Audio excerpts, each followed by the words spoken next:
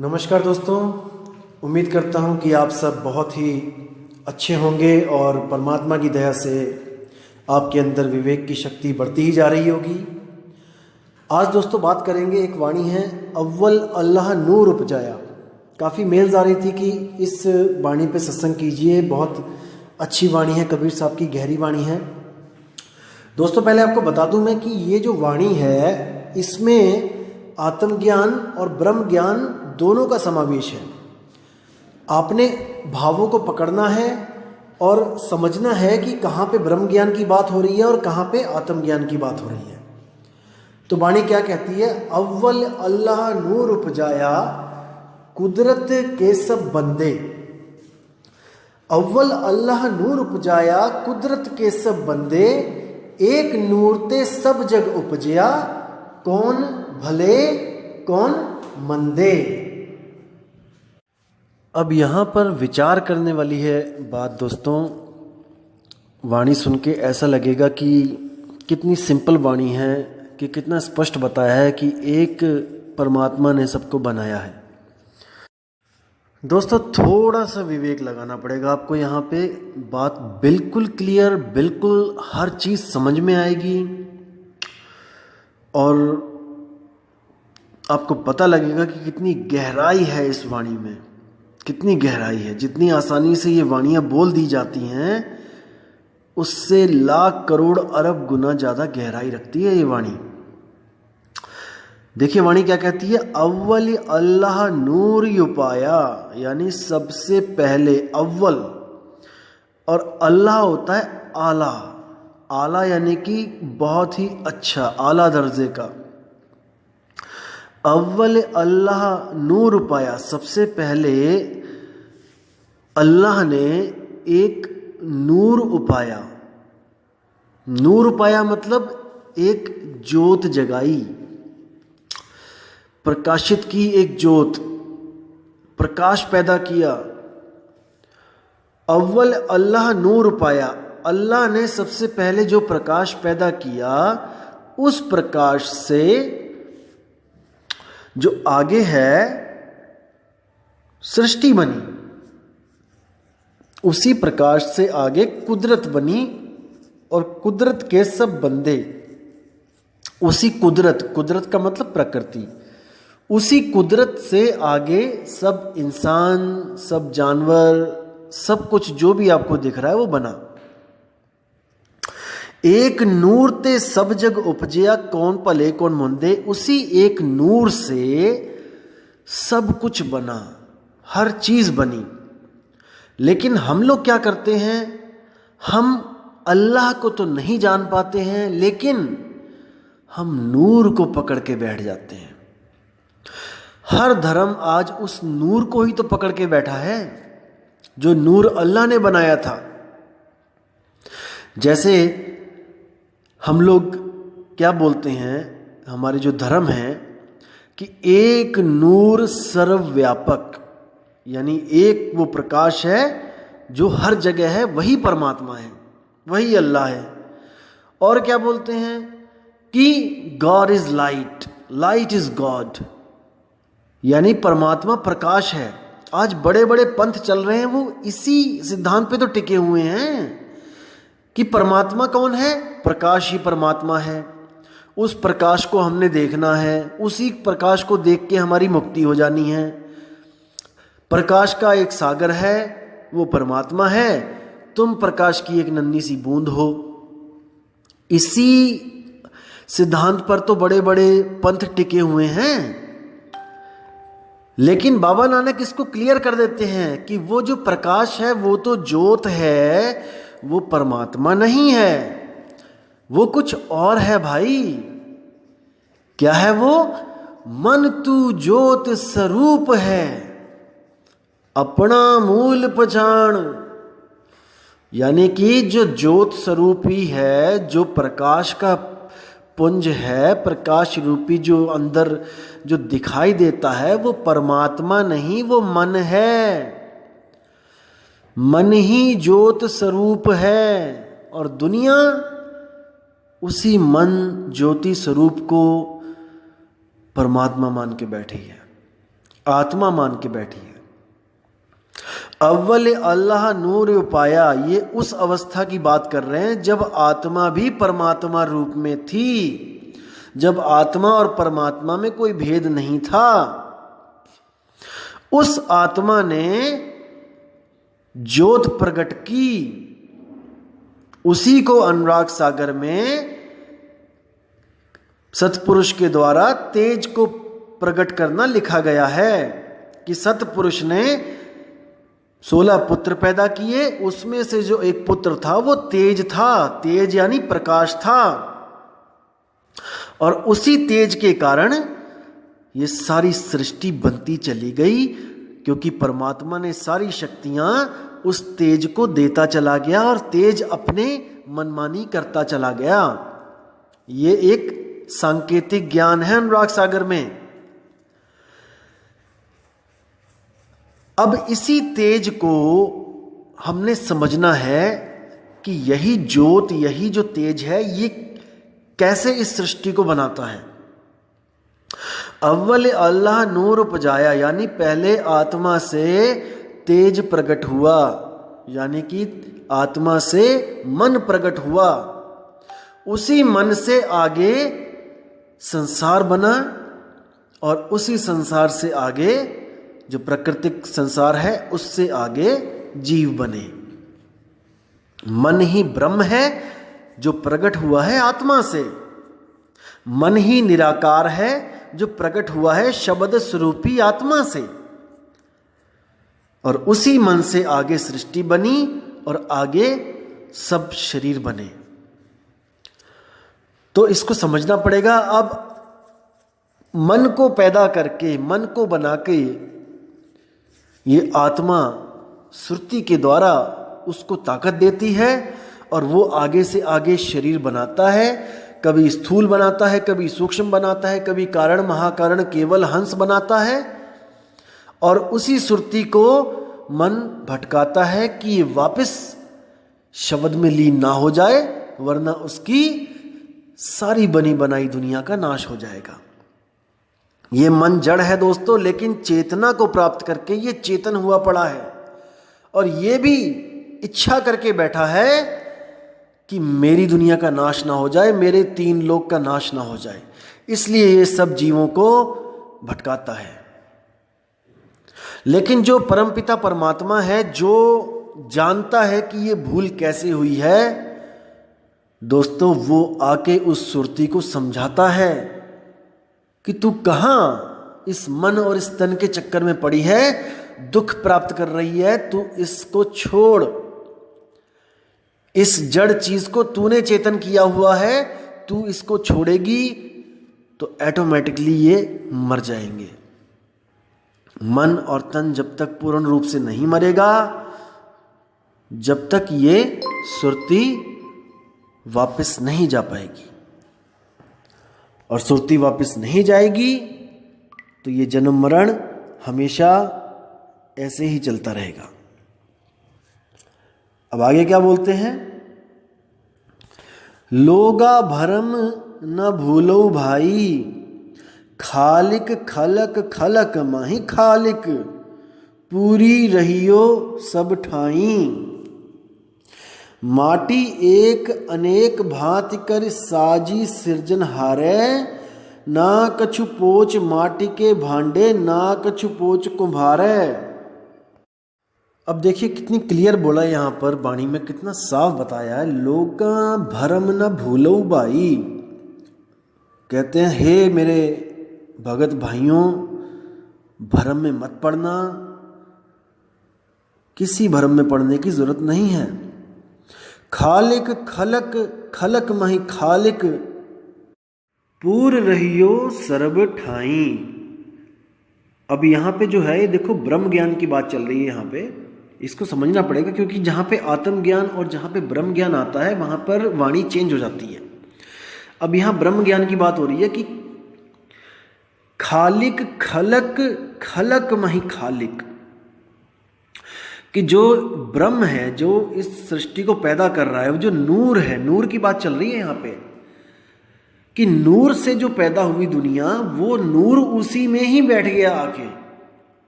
खालिक खलक, खालिक कौन है? जो नूर है। एक नूर ते सब जग उपजिया, ये तीन लोग को पैदा करने वाला नूर है, वो नूर खालिक है। खालिक खलक, खलक माही खालिक, यानी नूर में ही सब जीव हैं जितने शरीर दिख रहे हैं, और सब शरीरों में वो नूर है। जैसे मैंने आपको बताया था कि मैदे में सब पकवान है और पकवानों में सब मैदा है, ये वो कंडीशन है यहां पे। पूर्ण रहियो सर्व ठाई, हर जगह वो पूर्ण रूप से है। ब्रह्म ज्ञान में ब्रह्म हर जगह पूर्ण रूप से है, कहीं कम और ज्यादा नहीं है। माटी एक अनेक भांति करी साजी सिरजनहारै, देखो एक माटी से तरह तरह के भांडे बनाए गए। जैसे मैं बताता हूं कि मैदे से अलग अलग पकवान बनाए गए। ना कछु पोच माटी के भांडे, ना कछु पोच कुम्हारै, ना तो माटी के बर्तनों में कोई विकार है और ना ही कुम्हार में कोई विकार है, यानी कि दोनों समरूप हैं, एक ही चीज है। सब माही सच्चा एको सोई, तिसका किया सब कुछ होई, यानी सब में वो पूर्ण रूप से प्रगट है जिसका ये सब किया धरा है। हुकुम पछाने सु एको जाने, बंदा कहिए सोई, यानी जो इस ज्ञान को समझ जाता है ब्रह्म ज्ञान को, और वो एक ही जानता है हर बंदे को। ब्रह्म ज्ञानी जो होते हैं वो हर जीव को एक ही समझते हैं। ब्रह्म ज्ञानियों के लक्षण मुझसे पूछे जाते हैं, क्या है भाई? ब्रह्म ज्ञानी वो होता है जो चंडाल, कुत्ता, सूअर, आदमी, इंसान किसी को भी अलग अलग नहीं मानता, वो सबको एक रूप समरूप मानता है, वो ब्रह्म ज्ञानी होता है।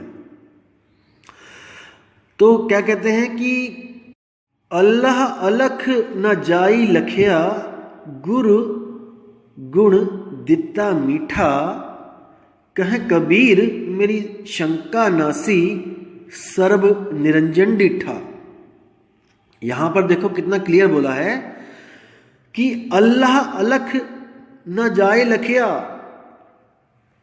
वो अल्लाह जो है वो अलख, वो लखा नहीं जा सकता, और जो लखा जा सकता है वो अल्लाह नहीं है।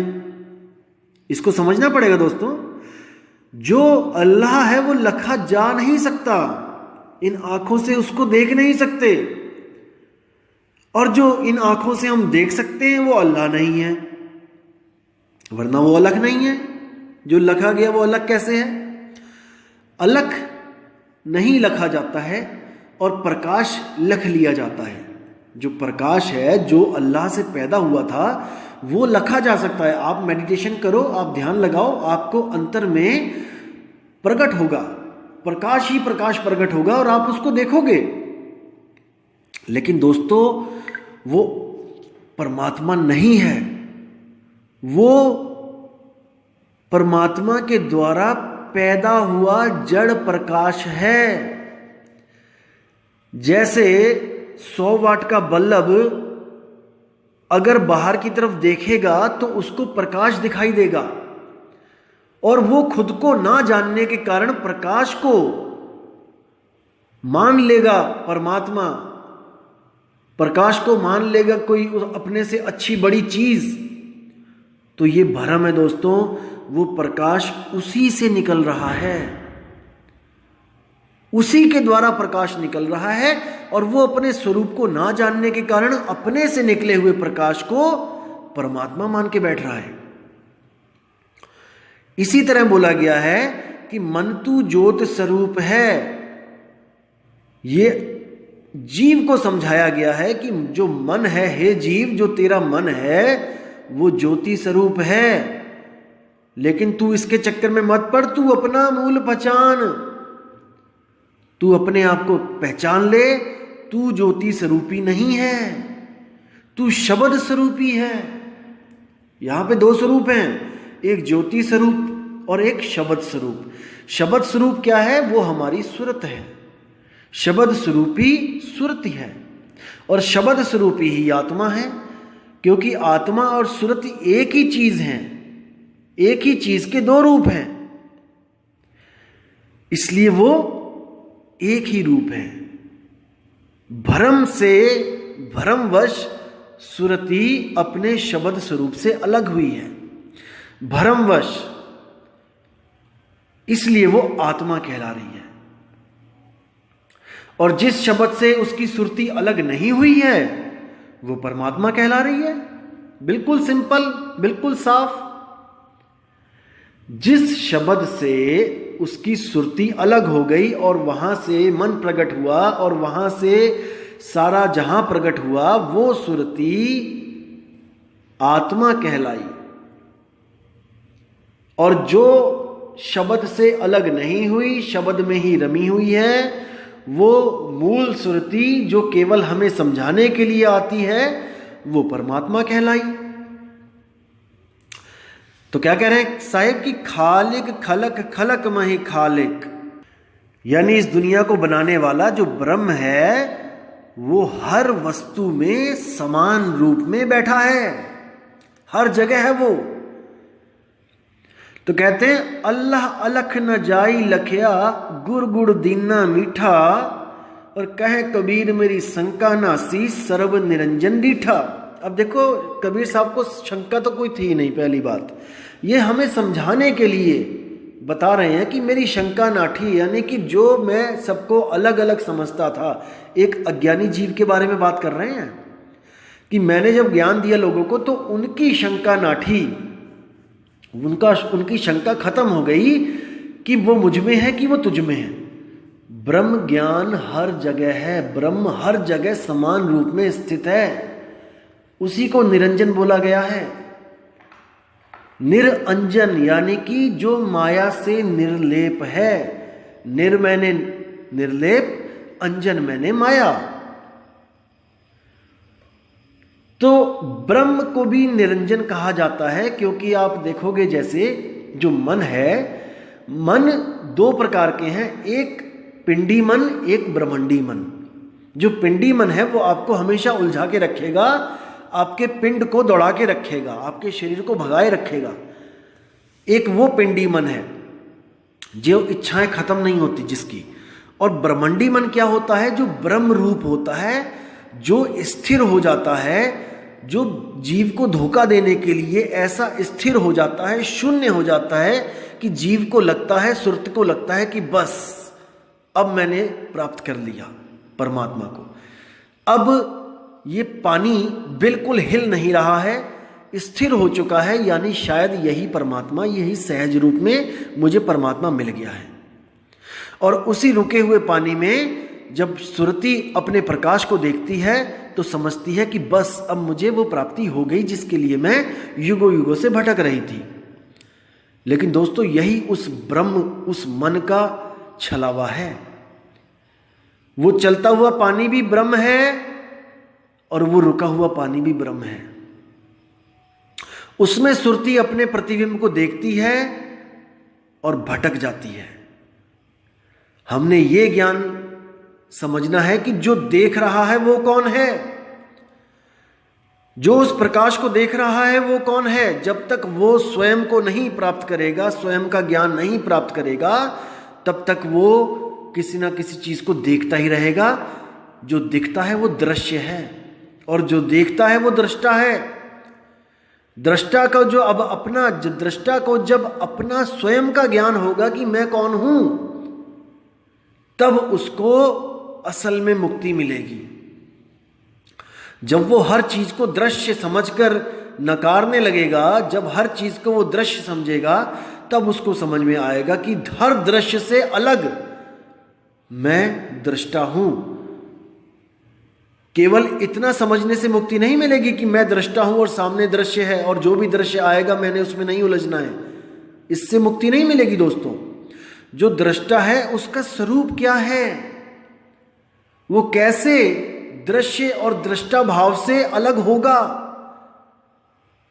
क्योंकि दृश्य एक खत्म होगा तो वो दूसरा दृश्य पैदा कर सकता है। वो इतना सक्षम है कि एक दृश्य बनाया, वो खत्म हुआ, अगला दृश्य पैदा कर देगा। यही उसकी भूल है। इसीलिए उसको कबीर साहब ने भूला हुआ कहा है। पहले भूला ब्रह्म खंडित, उसके बाद बोला जो है सनातन सोई भूला। तो उसकी भूल को मिटाने के लिए ही सतगुरु कबीर साहब उसको उसका स्वरूप लखाते हैं, जिस स्वरूप से वो जुदा हो गया है। आपा खोए आपको चीन्हे, तब पावे पद निर्वाणा। जब वो आपा यानी खुद से पैदा होने वाली सब चीजें उनको त्यागेगा, उस भूल को सुधारेगा, आपा खोए आपको चीने, खुद को चीनेगा, खुद को पहचानेगा कि मैं हूं कौन, मैं कैसे जुदा हो गया, मैं किससे जुदा हो गया, तभी तो भटक रहा है, जुदा हुआ है। कई लोग कहते हैं जुदा कहां हुआ है, वो आप ही तो हो। अरे भाई, अगर वो मैं ही हूं तो फिर मैं क्यों भटक रहा हूं? ये असलियत है कि मैं ही हूं, लेकिन मेरी अवस्था वो नहीं है जिसको प्राप्त करने के बाद मेरी भटकना खत्म हो जाए। अभी मैं उस अवस्था में नहीं हूं। जैसे पानी, वाष्प और बर्फ तीनों एक ही चीज के तीन अवस्थाएं हैं। दोस्तों, पानी को कैद किया जा सकता है, बर्फ को कैद किया जा सकता है, लेकिन भाप जो आसमान में उड़ गई उसको कैद नहीं किया जा सकता। अब कोई बर्फ बना हो उस वक्त और कहे कि मैं ही तो हूं भाप, मुझे कौन कैद करेगा? दोस्तों, उसकी अवस्था वो नहीं है। वो तो केवल किताब पढ़ के उसने समझ लिया है कि तू ही भाप है। पानी ने समझ लिया है कि तू ही भाप है, और पानी सोच रहा है कि मैं भाप हूं, मैं तो अमर हूं। दोस्तों, अभी नहीं, उस अवस्था को बदलना पड़ेगा। पानी से भाप बनना पड़ेगा, वो तब मुक्त होगा। बर्फ से भाप बनना पड़ेगा, वो तब मुक्त होगा। बर्फ से पानी बनेगा, पानी से भाप बनेगा, तब वो मुक्त होगा।